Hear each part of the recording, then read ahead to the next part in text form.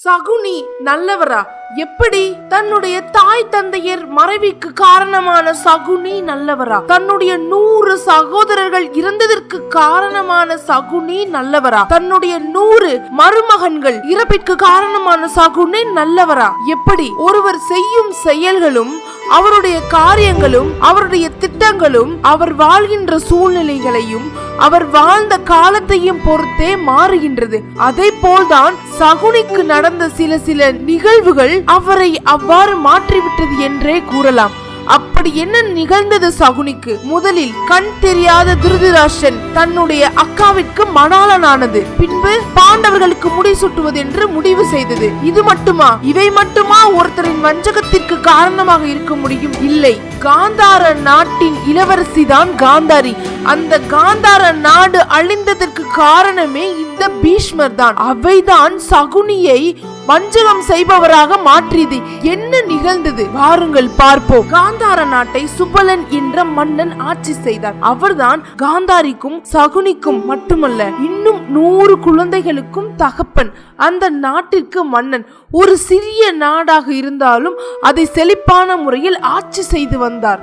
காந்தாரிக்கு அழகான கண்கள் இருப்பதால் காந்தாரி என்று பெயர் வந்ததா, இல்லை காந்தார நாட்டின் இளவரசி என்பதால் அவளுக்கு காந்தாரி என்று பெயர் வந்ததா என்று தெரியவில்லை. ஆனால் மிகுந்த அழகான கண்களை உடையவள் காந்தாரி என்று குறிப்பு உள்ளது. இந்த காந்தாரிக்கு திருமண வயது வந்தது. யார்? 100 சகோதரர்களில் ஒரே ஒரு தங்கையாக பிறந்த காந்தாரி அவள். சகுனி கடைசியாக பிறந்த தம்பி. இது அறிந்த பீஷ்மர் காந்தாரியை தன்னுடைய தம்பி மகன் திருதராஷ்டிரனுக்காக பெண் கேட்டு வருகிறார். வருவது என்னவோ பெண் கேட்பதற்கு. ஆனால் அவர் அழைத்து வந்தது அத்தனையும் போர் செய்வதற்குரிய படை பலங்கள். அவர் அழைத்து வந்த படை பலங்கள் எதை காட்டியது என்றால், அந்த நாட்டின் செல்வ வளத்தையும் படை பலத்தையும் மக்கள் தொகையையும் காட்டியது. இது அறிந்த சுபலன் அவரை மிகவும் அருமையாக வரவேற்றார். மனதிற்குள் ஒரு பயம். இவர் எதற்காக வந்துள்ளார்? இத்தனை படைகளோடு நம் நாட்டை சிறைபிடிக்க போகின்றாரா? அந்த நேரத்தில் இருந்த பாரதத்தில் பீஷ்மருடைய படைதான் இந்தியாவிலேயே மிக பெரிய படை. அவரை எதிர்த்து நம்மால் ஒன்றும் செய்ய முடியாது. எதற்கு வந்துள்ளார் என்ற பயம். ஆனால் அவர் வந்திருப்பதோ பெண் கேட்டு கேட்கின்றார். திருதராஷ்டிரனுக்காக உன் மகள் காந்தாரியை திருமணம் செய்து வை என்று. சுபலனுக்கோ மிக சந்தோஷம். என்னவென்றால் மிக பெரிய நாடு, மிக சிறந்த வீரன் என்று அறிவதால் திருதராஷ்டிரனுக்கு தன் மகளை திருமணம் செய்து வைப்பது சந்தோஷம். ஆனால் திருதராஷ்டிரன் ஒரு கண் தெரியாதவன். எவ்வாறு நம் மகளை திருமணம் செய்து வைப்பது என்று மனதிற்குள் ஒரு அச்சம், பயம். ஆனால் வந்திருப்பதோ பீஷ்மர். எப்படி வேண்டாம் என்று சொல்வது? அவர் படைகளுடன் வந்திருப்பதை பார்த்தால் ஒருவேளை காந்தாரியை திருமணம் செய்து வைக்க முடியாது என்று கூறிவிட்டால் நம் நாட்டையே சிறைப்படுத்தி காந்தாரிக்கு அவளை திருமணம் செய்து வைத்து விடுவார். என்ன செய்வது என்று யோசித்துக் கொண்டிருக்கிறார். இந்த பக்கம் காந்தாரி தன்னுடைய நாட்டை பற்றியும் தன்னுடைய தந்தையை பற்றியும் யோசித்துக் கொண்டிருக்கிறாள். திடீரென்று தன் தந்தையிடம் வந்து, தந்தையே, நான் அவரை திருமணம் செய்து கொள்கின்றேன். கண் தெரியவில்லை என்றால் என்ன? அவர் ஒரு மிகச்சிறந்த வீரர் என்று நாம் அறிவோம். அதனால் எனக்கு எந்த பிரச்சனையும் இல்லை என்று திருதராஷ்டிரனை திருமணம் செய்து கொள்வதற்கு ஒப்புக்கொள்கின்றாள். இது அறிந்த சகுனி செய்வதறியாது நிற்கின்றார். ஏனென்றால் சகுனி அப்பொழுது சிறிய பையன். என்னது, கண் தெரியாதவருக்கு நம் சகோதரியை திருமணம் முடிக்க போகிறார்களா? என்ன இது கொடுமை என்று ஆச்சரியத்துடன் நிற்கின்றார். ஒப்புக்கொண்டு விட்டார்கள். சில நாட்களில் திருமணமாகி காந்தாரி தன்னுடைய மணாளனுடைய நாட்டிற்கும் செல்கின்றாள். கூடவே சகுனியும் செல்கின்றார். திருமணமானவுடன் காந்தாரி மறுநாளை தன் கண்களை மூடிக்கொண்டு கண்முன்னே நிற்கின்றார். சகுனிக்கு மிகுந்த கோபம். என்ன இது? என் சகோதரிக்கு கண் தெரியாத ஒருவரை திருமணம் செய்து வைத்தார்கள் என்றால் அவளும் தன் பார்வையை இப்படி மூடிக்கொண்டாலே என்ன இது கொடுமை என்று மனதிற்குள் குமுறிக் கொண்டிருந்தார். இப்படி இருந்து கொண்டிருக்கும் போது சில நாட்களில் பீஷ்மருக்கு ஒரு தகவல் கிடைத்தது. ஒற்றன் மூலமாக. என்னவென்றால், காந்தாரிக்கு ஜாதகத்தில் ஒரு களத்திர தோஷம் இருந்துள்ளது. அதாவது அவளுக்கு திருமணம் நடந்தால் அவளுடைய முதல் கணவன் கண்டிப்பாக இறந்து விடுவான் என்பதே அது. இது அறிந்த சுபலன் ஒரு ஆட்டு கிடாய்க்கு அவளை திருமணம் செய்து வைக்கின்றார். பின்னர் அந்த ஆடை வெட்டி விடுகின்றார். இதனால் அவளுடைய தோஷம் நிவர்த்தி அடைந்தது. சில நாட்களுக்கு பின் குறித்த நாளில் திருதராஷ்டிரனுக்கு சுபலன் காந்தாரியை திருமணம் செய்து வைத்துள்ளார். இப்பொழுது சுபலனுக்கு மிகுந்த மகிழ்ச்சி. முதல் கணவனாக நம்ம ஆட்டை திருமணம் செய்து வெட்டி விட்டோம், அதனால் காந்தாரிக்கு இனி மாங்கல்ய பாக்கியம் மிக வலுவாக இருக்கும் என்று. இந்த செய்தி காந்தாரிக்கு திருமணம் முடிந்த சில நாட்களுக்கு பிறகு பீஷ்மருக்கு தெரிய வந்துள்ளது. பீஷ்மர் கோபம் அடைகின்றார். நேராக சுபலனிடம் செல்கின்றார். எவ்வளவு தைரியம் இருந்தால் இப்படி ஒரு குறையை மறைத்து உன் மகளை திருமணம் செய்து வைப்பாய்? ஒரு விதவை பெண்ணை எங்கள் நாட்டு இளவரசனுக்கு நீ மனைவியாக்கி விட்டாய், என்ன ஒரு கொடுமை என்று கோபமாக பேசியுள்ளார். இது உலகிற்கு தெரிந்தால் நாளை என் நாட்டையும் என் இளவரசனையும் இந்த நாடு இழிவாக பேசும். அவர்கள் அனைவரையும் சிறை பிடித்து வைத்துள்ளார். இந்த செய்தி இனி யாருக்கும், இந்த நாட்டு மக்கள் யாருக்கும் தெரிந்துவிடக் கூடாது என்று சகுனி காந்தாரியின் தாய், தந்தை, 100 சகோதரர்கள் அனைவரையும் சிறையில் அடைத்துள்ளார். சிறையில் அடைத்துவிட்டு பீஷ்மர் கூறுகிறார், இந்த செய்தி யாருக்கும் தெரியக்கூடாது என்பதற்காக தான் உங்களை சிறையில் அடைத்துள்ளோம். உங்கள் மரணம் வரை நீங்கள் இங்குதான் இருக்க வேண்டும் என்று கூறியுள்ளார். பிறகு அவர்களுக்கு சாப்பாடு கொடுக்காமல் இருந்தால் அது பாவத்தில் அடங்கிவிடும் என்பதால் அத்தனை பேருக்கும் தாய், தந்தை, சகோதரர்கள் என்று 100 பேருக்கும் சேர்ந்து ஒரே ஒருவர் சாப்பிடக்கூடிய உணவை மட்டுமே கொடுத்துள்ளார். ஒரு குவளையில் தண்ணீர், அதுவும் ஒருவேளை உணவு, ஒருவருக்கான உணவு மட்டுமே அத்தனை நாட்களும் 100 பேர்களுக்காக கொடுக்கப்பட்டுள்ளது. பீஷ்மரின் நோக்கம் என்னவென்றால், அத்தனை பேரும் அந்த உணவுக்காக, பசிக்காக சண்டை போட்டுக்கொண்டு விரைவில் இறந்துவிட வேண்டும். அப்போதுதான் இந்த செய்தி பிறருக்கு தெரியாது என்று நினைப்பு. ஆனால் அவர்கள் அத்தனை பேரும் முடிவு செய்தது என்னவென்றால், நாம் எப்படியும் இந்த உணவு ஒருவர் சாப்பிட்டாலும் எப்படியும் போதாது, எனவே நாம் அனைவரும் சேர்ந்து ஒருவரை மட்டுமே வாழ வைக்க வேண்டும் என்று முடிவெடுத்துள்ளனர். அந்த ஒருவன் இந்த பீஷ்மரை பழிவாங்க வேண்டும் என்று நினைத்துள்ளனர். தந்தையும் சகோதரர்களும் சேர்ந்து சகுனிக்கு மட்டுமே அந்த ஒரு பாத்திர உணவையும் ஒரு குவளை தண்ணீரையும் தினமும் கொடுத்துள்ளனர். சகுனியும் சாப்பிட்டு கொண்டே இருக்கின்றான். இங்கு ஒவ்வொருவராக பசியில் மடிந்து கொண்டுள்ளார்கள். சகுனியும் பார்த்து கொண்டே இருக்கின்றான். தினமும் சாப்பிடுகின்றான். தினமும் ஒருவர் பசியில் மடிகின்றனர். சகுனியின் தந்தை கூறுகின்றார், பார் மகனே, உன்னை உயிரோடு வாழ வைப்பதற்காக தான் இவர்கள் உணவின்றி செத்து கொண்டிருக்கின்றார்கள், நன்றாக பார் என்று கூறி கூறி அவனுக்கு உணவை கொடுத்து வாழ வைக்கின்றார். இறுதியில் தந்தை உடல்நலம் குன்றி இறக்கும் தருவாயில் உள்ளார். அப்போது சுபலன் கூறுகின்றார், மகனே, நான் இறந்துவிடப் போகின்றேன். நான் இறந்த பிறகு என்னுடைய கால் விரல்களை வெட்டி நீ பகடையாக்கி கொள்ள வேண்டும். அந்த பகடையின் மூலமாக நீ எப்பொழுதெல்லாம் என்னை உதவிக்கு அழைக்கின்றாயோ ஏதாவது ஒரு வழியில் நான் கண்டிப்பாக உனக்கு உதவிக்கு வருவேன் என்று கூறுகின்றார். பிறகு கூறுகின்றார், நான் ஒன்றை நன்றாக புரிந்து கொண்டேன்.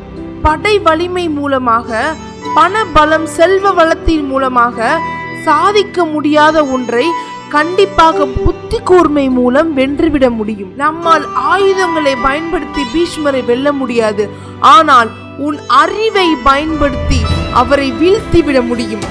எவரால் நம் குலம் அழிந்ததோ அதை போல பீஷ்மரின் குலமும் அழிய வேண்டும். நீ காந்தாரிக்கு பாதுகாப்பாக இங்கேயே இருந்து வாழ வேண்டும். ஆனால் பீஷ்மர் ஒரு நாள் தோற்று போக வேண்டும் என்று தந்தை கூற சகுனியும் சரி என்று கூறுகின்றார். சுபலன் இருக்கும் தருவாயில் கடைசி மூச்சு விடுகின்றார். அப்பொழுது தன்னுடைய மொத்த சக்திகளையும் பயன்படுத்தி சகுனியின் காலில் கத்தியால் குத்துகின்றார். சகுனி கீழே விழுந்தார். என்ன தந்தையே, இப்படி காலை ஊனமாக்கி விட்டீர்கள் என்று கூறுகின்றார். இந்த காயம் நீ இறக்கும் வரை உன் காலில் எப்பொழுதும் இருக்கும். நீ அதனால் காலை நொண்டி நொண்டியே நடப்பாய். உன்னை பார்த்து அனைவரும் ஏளனம் செய்வார்கள். அந்த ஏளன கேலி பேச்சில் உனக்கு எப்பொழுதும் ஒன்று ஞாபகத்திற்க வேண்டும். இந்த பீஷ்மரால் நம் சகோதரர்களும் நம் குலமும் உணவின்றி பசியால் செத்தது என்று ஞாபகத்தில் இருக்க வேண்டும். அப்பொழுதுதான் நீ பீஷ்மரை பழி தீர்ப்பாய் என்று கூறி மறைந்து விட்டார். சிறையில் தன் உறவினர்கள் அத்தனை பேரும் செத்து கிடக்க சகுனி மட்டுமே இறுதியில் உயிரோடு இருந்தான். பீஷ்மரும் இவன் மட்டுமே உயிரோடு இருக்கிறான் என்று இவனை காந்தாரி வளர்த்துக் கொள்ளட்டும் என்று கூறிவிட்டார். இந்த சிறையில் நடந்த எதுவும் காந்தாரிக்கு தெரியாமல் பீஷ்மர் பார்த்து கொண்டார். இறுதியில் சுபலன் இருக்கும் தருவாயில் கெஞ்சி கேட்டதால் காந்தாரியும் திருதராஷ்டிரனையும் அழைத்து வந்தனர். காந்தாரிக்கு அப்பொழுதே உண்மை தெரிந்தது, நம்முடைய தந்தையும் சகோதரர்களும் இப்படி சிறையில் அடைபட்டுள்ளனர் என்று. காந்தாரி என்ன செய்வது என்று அறியாமல் திகைத்து போனார். பின்பு சகுனியையும் தன் உடனே இறுதி வரை வைத்துக் கொண்டார். அன்று பீஷ்மர் செய்த சூழ்ச்சிதான் சகுனியின் மனதில் ஆறாத வடுவாய் மாறி அந்த குல நாசத்திற்கே காரணமாக. சகுனியும் இறுதி வரை நம் காந்தாரியுடனும் தன்னுடைய மருமகன் துரியோதனனுடனுமே இருந்து அவரை எப்படியாவது மன்னனாக்க வேண்டும் என்று பெரிய ஆசை கொண்டார். அதற்கும் ஆயத்த பணிகள் நடந்தது. ஆனால் அப்பொழுதுதான் பாண்டவர்கள் நாட்டிற்குள் பிரவேசிக்கின்றனர். அப்பொழுது ஊர் மக்கள் கூறினர், பாண்டுவின் மகன்கள் இருக்கும் போது எப்படி திருதராஷ்டிரன் மகனுக்கு பட்டம் சூட்டுவது என்று. சரி, பாண்டுவின் மகன்களுக்கு அதாவது தர்மனுக்கு பட்டம் சுட்டுவோம் என்று முடிவெடுத்தனர். ஆனால் சகுனியால் இதை தாங்கிக் கொள்ள முடியவில்லை. சகுனியும் மற்ற 100 சகோதரர்களும் சண்டை போட்டனர் பீஷ்மரிடம். உடனே பீஷ்மர் முடிவு செய்தார், இந்திரபிரஸ்தம் என்ற புதிய நாட்டை, புதிய பகுதியை உருவாக்கி அதை பாண்டவர்களுக்கு கொடுப்போம் என்று. அதற்கு அனைவரும் ஒப்புக்கொண்டனர். ஆனால் முடிசூட்டும் விழா அன்றுதான் தெரிந்தது, அஸ்வமேத யாகம் நடத்தி யுதிஷ்டன் பல நாடுகளை தன் கைவசம் கொண்டு இந்திரபிரஸ்தத்தை, ஒன்றுமில்லாத இந்திரபிரஸ்தத்தை மிக சிறந்த, மிக செழிப்பான நாடாக மாற்றிவிட்டான் என்று. எப்பொழுதுமே நம் மருமகன்கள் தான் ஜெயிக்க வேண்டும், பாண்டவர்களுக்கு அந்த வெற்றி கிடைக்க கூடாது என்று நினைத்த சகுனி சூதாட அழைத்தான். அதுவே மகாபாரத யுத்தத்தின் பிள்ளையார் சுழி. ஏனென்றால் சகுனியிடம் இருப்பதோ தன் தந்தையின் கால்களை வெடி எடுத்த எலும்புகளில் செய்த பகடை. தான் என்ன எண் நினைத்தாலும் தன் தந்தை கூறினார் அல்லவா, உனக்கு நான் உதவி செய்வேன் என்று. அவன் என்ன எண் நினைத்தாலும் அந்த பகடை அந்த எண்ணை கண்முன் வைத்து நிப்பாட்டும். யுதிஷ்டனும் விளையாடுகின்றான். ஆனால் வெற்றி என்னவோ சகுனிக்கே கிடைத்து கொண்டுள்ளது. இறுதியாக தன்னுடைய படை பலங்கள், ஆடைகள், ஆபரணங்கள் என்று நாட்டை வைத்தும் விளையாடிய அத்தனையும் தோற்று நிற்கதியில் நின்றான் யுதிஷ்டன். அப்பொழுதும் சகுனி விடவில்லை. உன் சகோதரர்களை வைத்து ஆடு, அத்தனையும் நீ இழந்த அத்தனையும் மீண்டும் பெற்றுக் கொள்வாய் என்று கூறினார். யுதிஷ்டன் தன்னுடைய சகோதரர்களை வைத்தும் ஆடி தோற்றுவிட்டான். அப்பொழுது பீஷ்மர் கூறுகின்றார், போதும் சகுனி, இதோடு நிறுத்திக்கொள், அவர்கள்தான் தோற்றுவிட்டார்கள் அல்லவா, அதோடு அவர்களை விட்டுவிடு என்று. சகுனியோடைய நோக்கம் என்ன? அவர்களை இந்த நாட்டை விட்டே விரட்ட வேண்டும். இந்த நாடாலும் தகுதி இல்லாமல் அவர்கள் மீண்டும் காட்டிற்கு செல்ல வேண்டும். இந்த நாட்டிற்குள் நம்முடைய மருமகன்களுக்கு தொந்தரவாக அவர்கள் குடும்பம் வரவே கூடாது. பீஷ்மருக்கு மிகவும் பிடித்த பாண்டவர்கள் இந்த நாட்டிற்குள் இருக்கக்கூடாது என்று மனதில் உறுதி எடுத்துக்கொண்டு, மீண்டும் ஆடு யுதிஷ்டா, உன்னை வைத்து ஆடு, நீ இழந்த அத்தனையும் நான் மீண்டும் பெற்று தருகிறேன் என்று கூறினார். யுதிஷ்டனும் மீண்டும் பகடையை உறுத்துகின்றார். ஆனால் வெற்றி பெற்றது மீண்டும் சகுனி. யுதிஷ்டன் தோற்றான். நாடிழந்து, படையிழந்து, செல்வங்கள் இழந்து, ஆடை ஆபரணங்கள் இழந்து, தன்னுடைய சகோதரர்கள் அத்தனை பேரையும் இழந்து அவர்களுக்கு அடிமையானார்கள். இறுதியில் நடந்தது, இதை விட இறுதியில் நடந்ததுதான் 18 நாட்கள் யுத்தத்திற்கு காரணமானது. ஒரு பெண்ணை பகடைக்காயாக வைத்து அவன் விளையாண்டதுதான். திரௌபதியையும் வைத்து விளையாடினார்கள். திரௌபதி இழுத்து வந்தது, துகிலுறுத்தது, திரௌபதி நியாயம் கேட்டது. அத்தனையும் நாம் அடுத்த பகுதியில் பார்ப்போம். அடுத்து என்ன நடந்தது? அனைவரும் வனவாசம் செல்கின்றனர் 14 ஆண்டுகள். பின்பு ஒரு யுத்தம் நடந்தது. 18 நாட்கள் போர். இப்படி சகுனி வென்றான் தன்னுடைய நோக்கத்தில். ஏனென்றால் போரில் 18வது நாள் தான் சகுனி இறந்து போனான். அனைவரும் இறப்பதை கண்டுதான் சகுனி இறந்து போனான். ஒரு பக்கம் தன்னுடைய மருமகன்கள் இறந்து கொண்டே உள்ளார்கள், ஒரு பக்கம் காந்தாரி அழுது கொண்டே உள்ளார். ஆனால் மறுபக்கம் தன்னுடைய குலத்தை நாசம் செய்த பீஷ்மர் அம்பு படுக்கையில் படுத்துக் கொண்டுள்ளார். யார் இது அம்புகள்? அர்ஜுனன் இது அம்புகள் அத்தனையும். மரணம் எப்பொழுது வரும் என்று காத்து கொண்டு அம்பு படுக்கையில் படுத்துக் கொண்டிருந்தார். அப்பொழுதுதான் சகுனிக்கு தன்னுடைய கண்முன் 100 சகோதரர்களையும் உணவில்லாமல் கொன்றானே அந்த பீஷ்மர், அவனுக்கு இப்படிதான் மரணம் நிகழ வேண்டும் என்று தன்னுடைய வாழ்நாள் நோக்கத்தை சாதித்ததாக ஒரு சந்தோஷம்.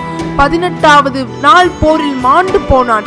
ஆனாலும் அவன் மனதிற்குள் வருத்தத்திற்கு மேலான ஒரு மகிழ்ச்சி. நான் நினைத்தது போலவே எப்படி எங்களுடைய காந்தார நாட்டை ஒன்றுமில்லாமல் ஆக்கினாயோ அதை போலவே இன்று உன்னுடைய நாடும் பீஷ்மா, உன்னுடைய நாடும் இரத்த கரையாகிவிட்டது. இரத்த ஆறு ஓடுகின்றது.